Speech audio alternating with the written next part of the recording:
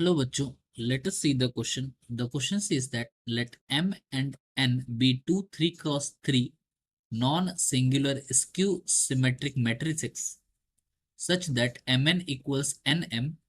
If P transpose denotes the transpose of P, then M square N square M transpose N inverse M N inverse is equal to.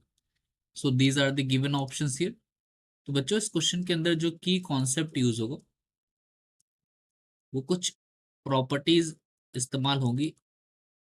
जैसा कि हम जानते हैं A B inverse, अगर ए और B दो matrix है तो ए बी इनवर्स जो है वो इक्वल होता है बी इनवर्स ए इनवर्स के। Also a into A inverse जो है ये आइडेंटिटी मैट्रिक्स के इक्वल होता है। तो सबसे पहले जो हमें दिया गया है, हमें क्या है सवाल में गिवन गिवन है हमारे सवाल में कि एम और एन जो है वो इक्वल है एन इंटू एम के। हमें जो सिंप्लीफाई करने के लिए पूछा गया है वो है M square N square then M transpose N inverse then M N inverse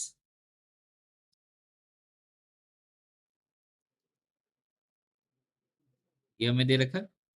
इसको हम लोग इक्वल लिख सकते हैं M square N square A into B inverse किसके इक्वल होता है ए इनवर्स इंटू बी का inverse then M N inverse ये हमें दे रखा है। तो ये इक्वल बन जाएगा एम स्क्वायर एन स्क्वायर को हम एन इंटू एन लिख सकते हैं।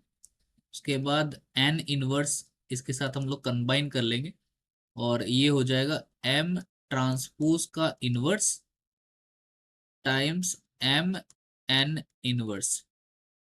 तो ये बन गया M square N N into N inverse अपने पास मिलेगा आइडेंटिटी मैट्रिक्स से इक्वल देन एम ट्रांसपोज का inverse times M N inverse.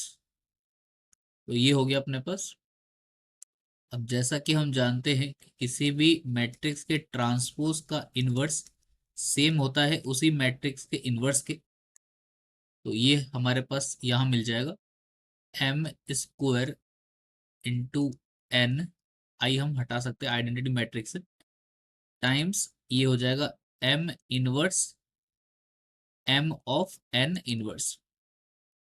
Again M inverse M जो है वो अपने पास आई मिल जाएगा। So M square N times N inverse.